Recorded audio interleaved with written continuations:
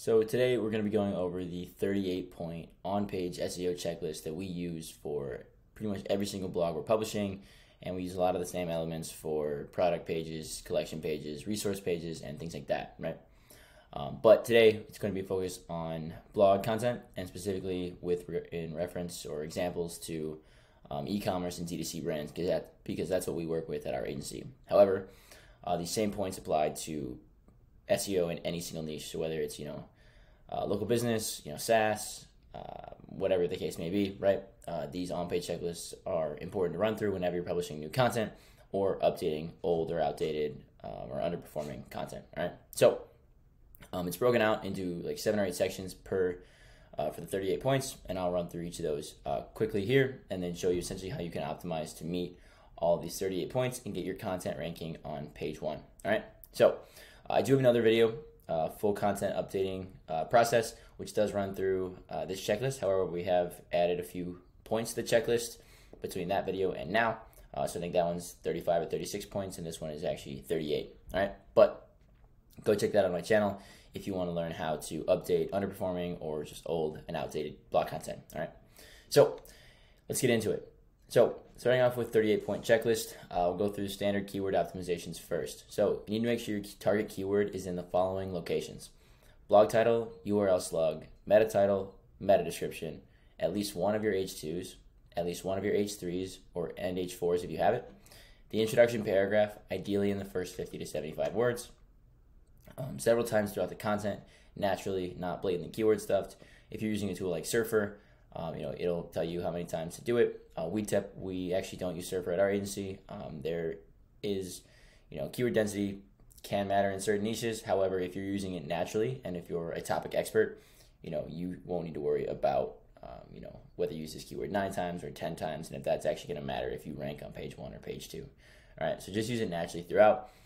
You'll be all right. Also use it in your conclusion paragraph, and not so much a keyword optimization, but just kind of fits in this section, I think, well with the standard optimizations, is making sure you're within plus or minus 200 words of the average word count. Okay. Internal links.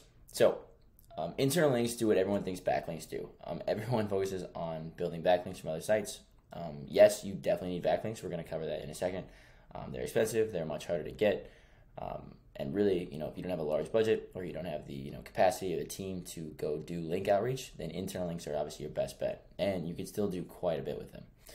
They're also easy to build, and you have far more control over these than backlinks, and not to mention they're free, right? So internal links. Is it an orphan or hard to find? Is the page you're trying to rank, right? Is it an orphan / hard to find page? Are there any internal links pointing to the page? If so, how many? Are there any missed internal link opportunities? And did you build any internal links from it to your money pages, right? So not just talking about building links to that page, but also is that page connected externally to other pages on your site, right? So the links pointing from it to, the other pages that you also want to rank and make money from.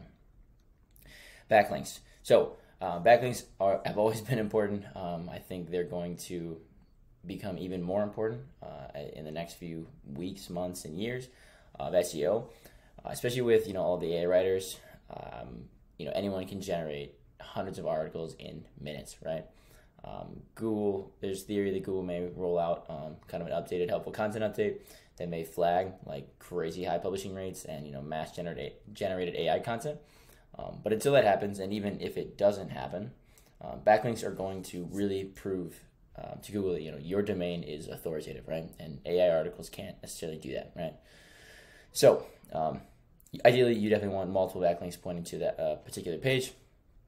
Obviously split up across your whole site. You don't want to build all the links to just your homepage or just one blog post. You do want to spread them out.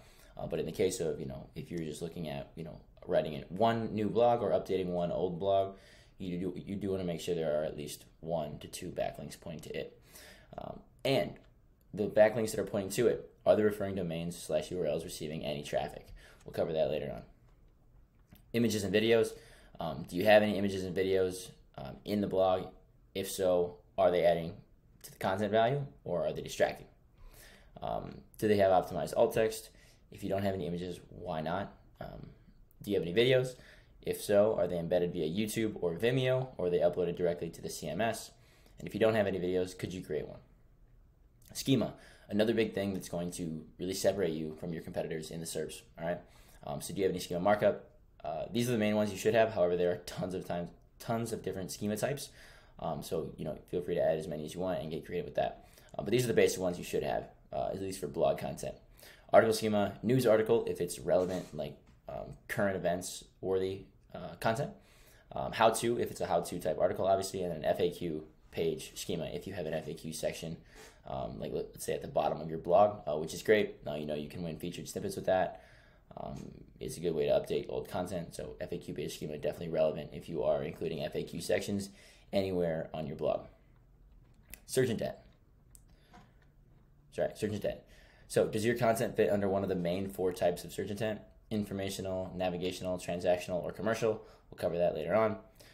Did you use the same or similar content format as the other top results? So if the top few results are a listicle, did you write a listicle? If they're a how-to article, did you also write a how-to format? Best of, comparing to, so like X versus Y, things like that. Are you missing any important information that the top results did mention? Are you competing against medical journals, news publications, or other high-authority publishing sites? Introduction paragraph. Does your introduction paragraph have the following?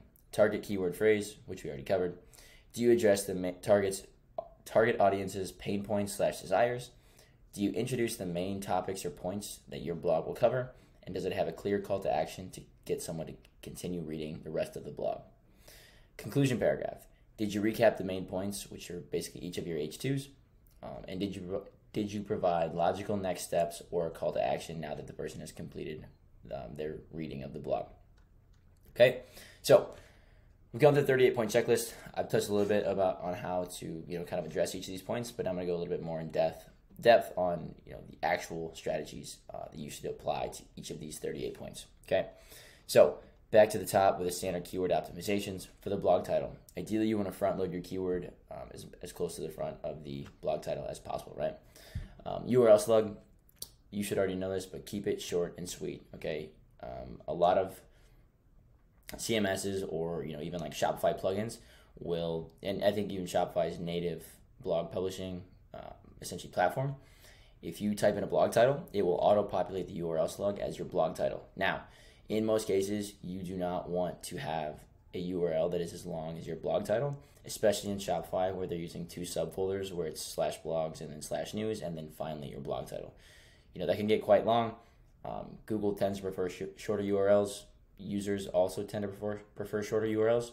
If you have words in your blog title like a, and, the, and, of, Shopify and other CMSs, like I said, will still populate those words in the URL. You do not want those words there whatsoever, okay? Now, in terms of building URL, you obviously want your target keyword in there, but you don't just want, the target keyword should be specific to, whatever essentially spoke of like your hub and spoke model or pillar model that you're building out, right? So like, let's say, I want to rank for something like SEO, right? Let's use another example, like, protein powder, right? And I'm writing content about vanilla protein powder, and I've got a guide to vanilla protein powder, right? I don't just want my URL slug to be, /blog /news /vanilla protein powder, because if I want to rank for vanilla protein powder, it's very likely that I'll also have to create other content around vanilla protein powder, not just one guide. Like that won't cut it. So in that case, I would probably make the URL slug, guide-vanilla-protein-powder, right? Or vanilla-protein-powder-guide. And then when I go create other content, like what's the best vanilla protein powder, or benefits of vanilla protein powder, right? Then I can use those other URL slugs, still include the target keyword in there, but then there's other words in there that help me and Google identify, what the difference is in those slugs. Okay, so really the important thing is don't make it your entire blog title. Make sure your target keyword or phrase is in there, at least close enough. The URL structure used to be far more important than it is now, so don't overthink this done, but definitely keep it short and sweet. Meta title, same as your blog title, you should front load your keyword as much as possible. Meta description, I would front load your keyword here as well. Meta description is not, like if your keyword is in the meta description, that is not going to directly help you rank higher. However, if your keyword is in, if your result shows up on page 1 of the SERP and your keyword is in the meta description, that word will be highlighted in bold, and that thus, in theory, will increase your chances of a user clicking on your result. Okay, so you want that there. You also want a clear call to action, right? So if they read, the 120 character meta description, the last, few words should be a call to action, whatever the case may be, right? At least one H2 and one H3, and if you're using H4s, obviously your keyword should be in all of those, or at least a very close variation of it. It's very likely you'll have more than one H2. You should have several of those, probably more like 2 to 3. Same with the H3s. So use your target keyword and close variations and or semantic versions of that keyword in nearly all of those headings or subheadings, right? First 50 to 75 words. Again, just to reiterate, your target keyword should be in here. It doesn't have to be, as close to the front is good, or as close to the front as possible is good. However, if it's like the second sentence, that's also totally fine. Okay. Again, reiterating on the keyword density and the body content mentions of your target keyword, just use them naturally. Okay. Last 50 to 75 words. Again, just wrapping up the conclusion paragraph. I'll get into the conclusion paragraph in a minute, but if someone has read through your entire blog, you don't need to write a very long, in-depth conclusion paragraph, right? Like, just summarize the main points and get on with it. Okay. But you do want to make sure your target keyword is there, okay? Word count, again, making sure you're within plus or minus 200 words of the average word count of the other top 3 to 5 results. Now, so your target keyword should be in every single one of these locations, like I just mentioned. There's no excuse not to do this. You will only see positive improvements if you add your keyword to all of these locations, right? If you decide to leave one out and you are not on page 1 or where you want to be, it is your own fault. Okay, it is that simple, and it is not hard to put your keyword in each of these locations, no matter how boring or how much overkill it may feel like. Okay. Word count. Take a quick average of the top 3 to 5 results and see where you're at. If you're within 200 words either way, so whether you're like, if it's the target is 1500 average and you are between 1300 and 1700, generally you're okay. If you're well below it, you're going to need to add more content to enter that plus or minus range. If you're way above it, right, like if the average is 1500 and you wrote 3000,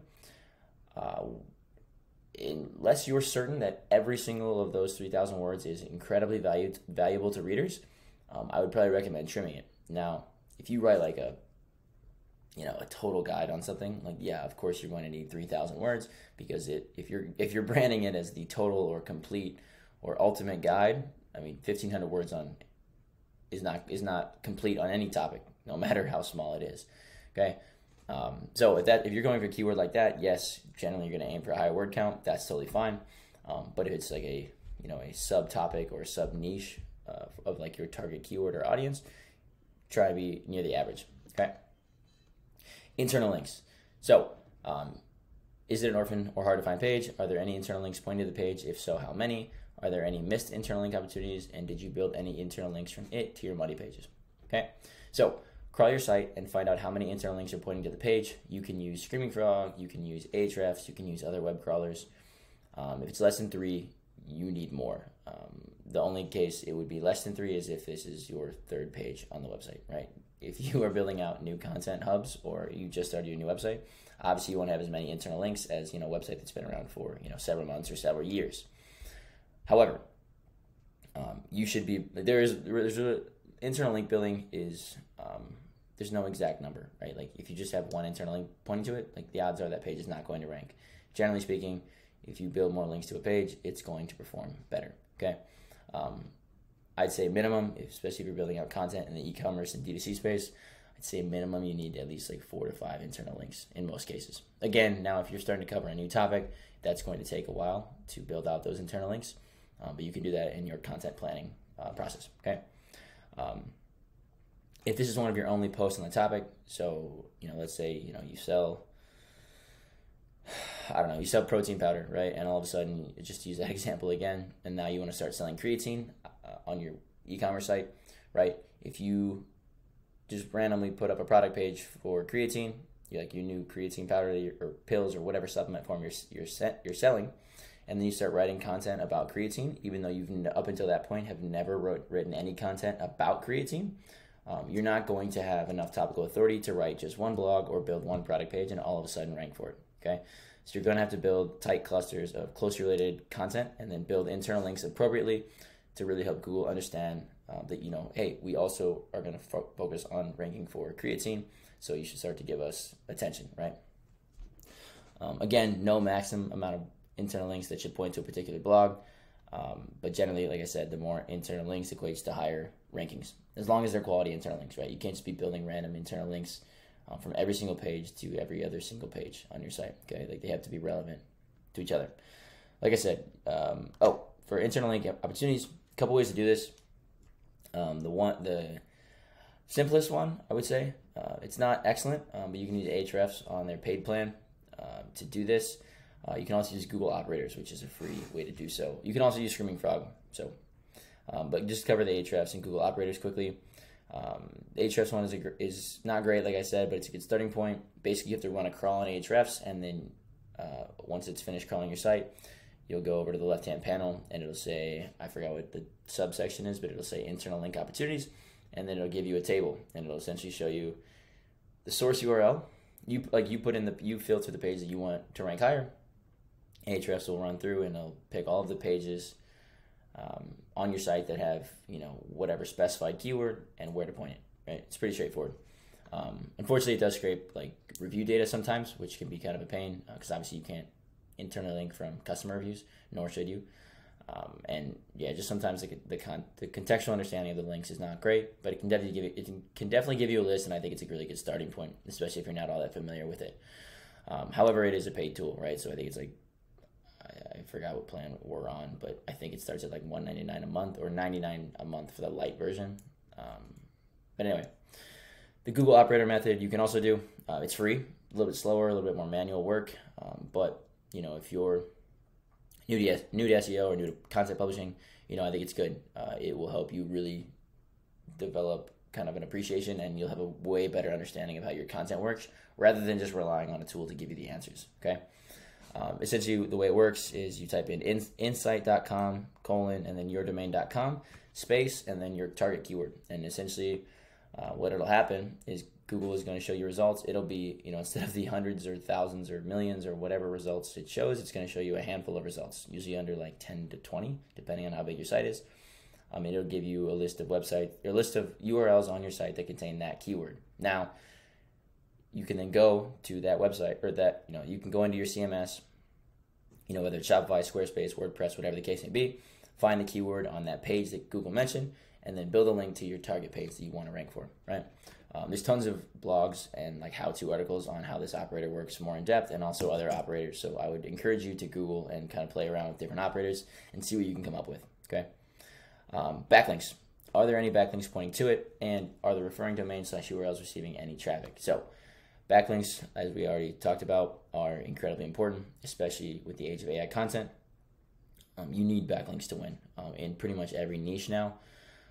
So making sure you're building high quality links, not just some like link farm or Fiverr links or anything like that. You want to make sure they're high quality. Also, if you're going to be doing, you know, guest posting or, you know, link insertions or whatever, you know, backlink tactic you may be using, even if it's a combination of those things, you do want to make sure that, you know, that you're building links from URLs on websites that are actually getting traffic, right? Like, you may be able to reach out to a big website and score a really big backlink from a high quote-unquote DA website. But if that particular URL doesn't get any traffic, then that backlink is essentially worthless to you, okay? So if you're doing a guest post, making sure, you know, maybe you're building tiered backlinks at it, or you know, it's internally linked properly with the rest of their site. That way it actually is going to get like all of that, you know, link authority is going to flow down and then eventually to you. So there's things to consider on that end, okay? Images and videos, again, really the ultimate goal of images and videos, like a lot of people just use them to fill space. However, they should be beneficial, right? You know, whether it's infographics, you know, relevant YouTube videos that you build around, you know, your product or your brand, or, you know, even this particular blog content, whatever the case may be, like that, they have to be relevant. If you're a DTC brand, I know you're probably you should have, there's no excuse as a DTC brand not to have great product images or lifestyle images, okay? That is literally how you compete against other competitors, right? So you can recycle social media images, you can use UGC content from your customers, you can set up a lifestyle shoot, you can even use Midjourney. I mean, there's a ton of iterations on Midjourney now. I would follow Sama on Twitter for DTC Midjourney. She crushes it. And also video content is crushing in SERP lately. If you're a one-person team, like you run a niche site or you're a brand new founder of an e-commerce brand, video content is tough. It's also not exactly the easiest thing to start showing your face on video, but it helps a ton, all right? And if you have relevant video content, it should always be in your blog. You should always be looking to give the user more value. Now, if you have video content, great, but you don't want to upload it directly to your CMS. You actually want to embed it via YouTube and Vimeo, and really it should only be YouTube because the market share and potential exposure is just so much higher on YouTube as opposed to Vimeo, okay? Embedding it essentially is going to save you some page loading times and also give your YouTube channel some more visibility, right? Schema. Again, we already kind of talked about these different types of schema and how there obviously are more out there, but the basic ones you should have are article schema, news article, how-to, and FAQ, assuming all of those are relevant to the actual blog you're looking to rank for, or looking to rank, excuse me. Most D2C brands have basic schema set up. I think most CMSs do it automatically. Organization, product, like aggregate rating, things like that on product pages, but they lack on the blog schema. This is a low-hanging fruit. Schema is incredibly important and no one's doing it. So if you're doing it, you are in the minority, but it's going to pay off big time for you. Okay. If you implement it across, all of your blogs, assuming you have quite a bit of them, and also implement them, for your product pages, your customer reviews, your category pages, your sale pages, things like that, you can easily bump up 1 to 2 spots. And for certain keywords in certain niches, you should add as much relevant schema as possible to your blog posts. Okay. There are plugins for every different CMS in the world. Also, if you have a good tech background, you can do it yourself, but no excuse not to have it, right? It's a pretty low-hanging fruit. Search intent. We talked about the 4 main types of search intent. I also have a video on this. You can go check that out. But you should have identified that search intent early on in your keyword research. If it's not, it's time to do it now as you're updating it or looking to essentially, find, hey, what did I miss when I first published this, okay? Generally speaking, blog content, especially in the e-commerce / direct-to-consumer space, is going to be middle and top of funnel intent. Okay, so the intent will likely be either informational or transactional. So, best X product, how to do something, benefits of something, what is something, right? So you're thinking like middle and top of funnel stuff. So best of or best, insert keyword would be more middle to bottom, middle funnel, because they're looking, they know what they want to buy. They know they want to buy something. They just don't know which brand to buy or which version to buy. And then something like, what is, how to, or benefits could be more like top of funnel type content. Okay. But pretty much if you find a keyword on Ahrefs or SEMrush or whatever you may find it on, and you just start writing without checking the SERPs, the odds are not in your favor that you're going to match search intent. So I recommend always checking the top few results, checking their content format, what they're actually talking about and how they're writing it, right? To make sure you really align with that search intent, okay? So yeah, getting into the same / similar content format, the main types of articles you'll be competing against in terms of writing blog content are how-to, listicles, best of, and X versus Y. Depending on the SERP, most of the top 10 results will have a similar format, but you're really only concerned about the top 3. And that's because the top 3 ones are getting the most traffic. I mean, the top 3 results get, I think, 70 to 80% of the entire top 10. So if you want to get into the top 3, you need to mirror the content format of those top 3, okay? So if the top 3, for example, are of the keyword you're competing for are listicles, but 4 through 10 are how-to results, I would definitely caution you against writing a how-to article. You should obviously write a listicle article because Google has identified that those 3 articles are better than the next 7 articles, which are different format, okay? So if you want to be on page 1, you can go for a how-to blog. If you want to be the #1 spot and make money and drive traffic and all those great things, you should make a listicle in that example, okay? Are you missing any important information that the top results mention? This should go without saying, but that information absolutely has to be there, okay? If you didn't do a great job in your preliminary research, it's time to go back and do more research as you update the content. If you are in the content planning portion of your strategy, research is your absolute best friend, okay? You can never have enough research, whether it's, going through Reddit, Quora forums, using topic experts, whatever the case may be. You need to extract as much information as you can to provide the most valuable information to users and search engines, okay? So if the top 3 results have made a point that you have not yet made, you should add it to your content, unless you are absolutely certain that that particular point is inaccurate, false, outdated, whatever the case may be. So unless you're certain it's totally wrong, it should be in your content, okay? If you're publishing against medical journals, news publications, or other high authority sites, it's going to be trickier, right? I mean, this 38 point checklist will help a ton.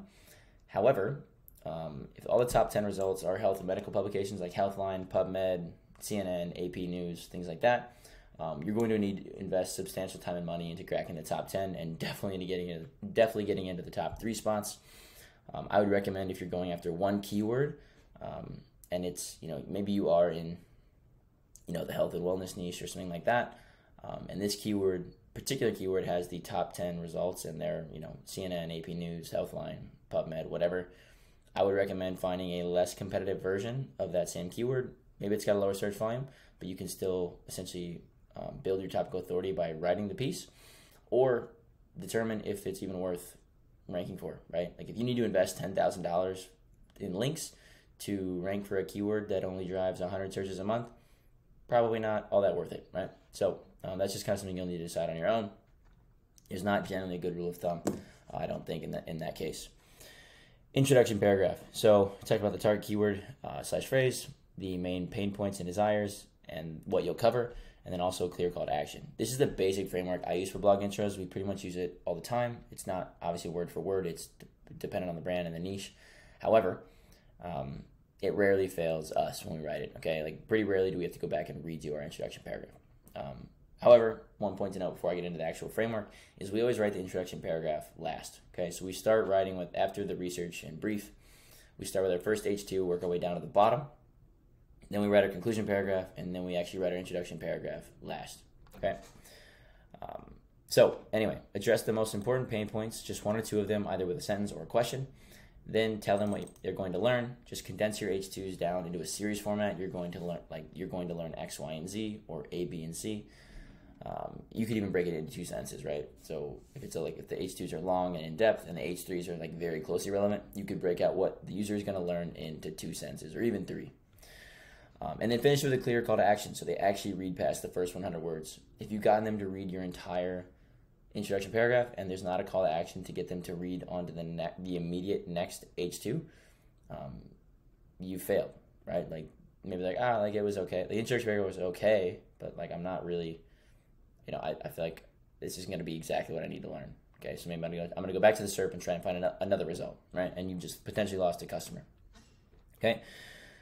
Conclusion paragraph, did you recap the main points? Again, reiterating each of your H2s, maybe H3s, depending on the article content and structure. And did you provide logical next steps or a call to action? Your conclusion paragraph, I will say, is probably the least important piece of almost every blog you'll write. You should not spend a lot of time on it, especially if you're writing in the range of 2,000 to 3,000 words. People have already read 2,000 to 3,000 words. They are ready to go and take action. I mean, if they seriously sat down on their phone or laptop and read all of those words, they were dialed into that, right? They were very engaged.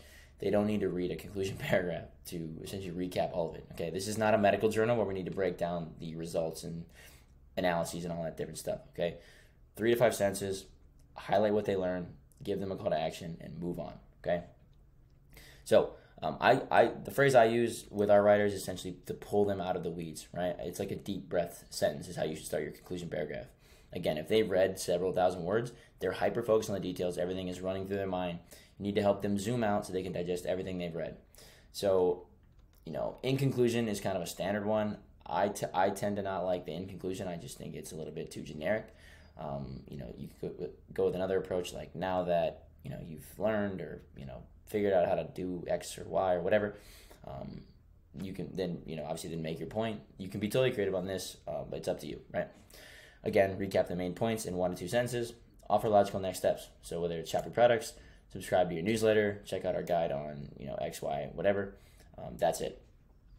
So that's all I got for this video today. If you have any questions, drop a comment in under the video, or shoot me a DM on Twitter at Kai Cromwell. All right, later.